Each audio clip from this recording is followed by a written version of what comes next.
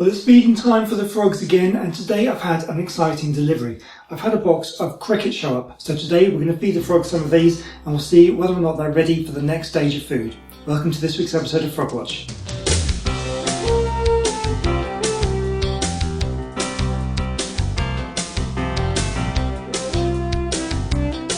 So I've been feeding the frogs aphids and black fly for the last week by finding some plants out in the garden, snipping off a leaf or a stem and putting it into the tank, as you saw me do last week.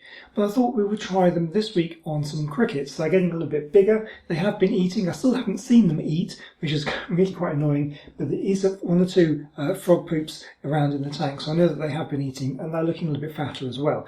But they have grown and they're looking as if they might want some bigger food. So I got some crickets, and I'm a bit annoyed with myself because I did order the wrong sort of crickets. What I have here are some silent crickets, or black crickets I think they're called. Now that's not what I normally use. Normally I order banded crickets, also known as brown crickets. The brown crickets are a little bit smaller and a little bit softer. These are a bit harder. The sort of outer shell has a bit more chitin in, is a bit tougher. Now, I think I did order some of these last year when the normal banded crickets were out of stock at some point, and my frogs last year didn't like them at all. They just spat them out when they went for them. So I'm not holding out too much hope. Also looking at them, because these are a little bit bigger. These are second instar, by the way. So an instar is every time they molt, it's called instar. So that when they're newly hatched, the first instar. So these guys have molted once. When they molt again, they'll be third instar, all the way up to adult. These are a little bit bigger than the second instar banded crickets, so these also look a little bit big for the frogs. The frogs are still pretty small, but we'll try them. We'll see what it is. Hopefully I haven't wasted my money and also time, because it's going to take another few days before the next lot arrive when I order the correct crickets. Now when you order these crickets, they come in this tub here. Now they won't last too long in this tub, so you need to kind of care for them just as much as you care for your frogs, really. What I've done, a very easy thing you can do, just to keep them alive a little bit longer, is to place a slice of potato in the tub.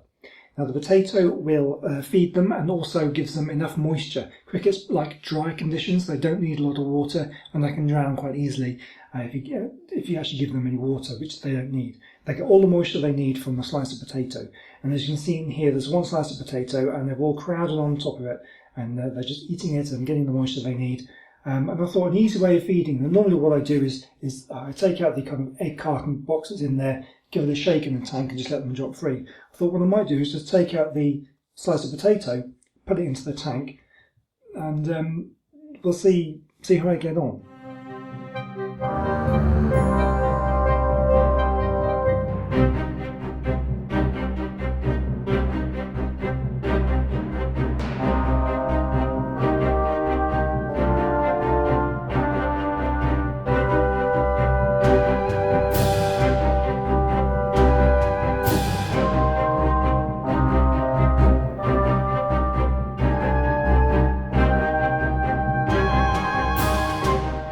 One frog appears to take an interest in cricket and move in for a closer look.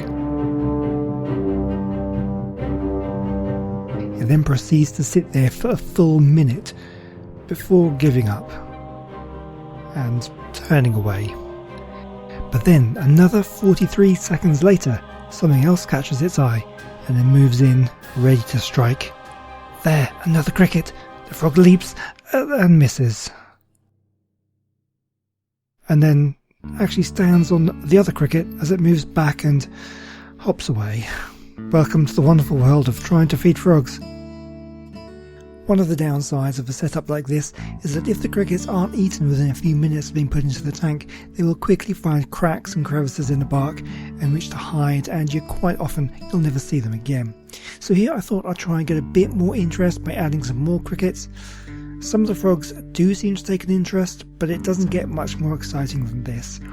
I have a lot of footage of frogs looking at crickets. A lot of footage. Oh well, I've given them food, that's all I can really do. As the old saying goes, you can lead a frog to a cricket, but you can't make it eat. Or something. Well, I've done all I can for now. All I can really do from this point forward is just to keep providing them with crickets. I'll also put in some aphids and blackfly like I've been doing for the last week, because I know they've been eating them. And hopefully we'll have a bit more success by next week, because I have ordered another box of crickets. This time I've made sure that it's the brown banded crickets that we've had a lot more success with in previous years. Hopefully they'll be here by next week, and hopefully in the next episode we'll actually get some footage of them eating something. That really would be something amazing. But that's going to be it for this week. Thank you very much for watching. If you did like this video, and if you have been enjoying this series so far, please do let me know by leaving a like on the video or leaving a comment down below. And you can subscribe if you haven't already. One other thing that you could do, I don't normally ask for this sort of thing, but perhaps you could look into my Patreon account. You can sign up for as little as $1 a month, and those kind of costs will really help me go towards purchasing more food for the crickets and things that the frogs will eat. But if you can't do that, if you're not really interested in that, that's absolutely fine. All I really ask for is that you just watch the videos. That's what I make them for. But one of the benefits you do get if you sign up to the Patreon account is you get your name in the credits at the end of every video, just like the people who you will see in just a moment. But that's all I'm going to say for now. Thank you very much for watching, and I'll see you next time. Goodbye.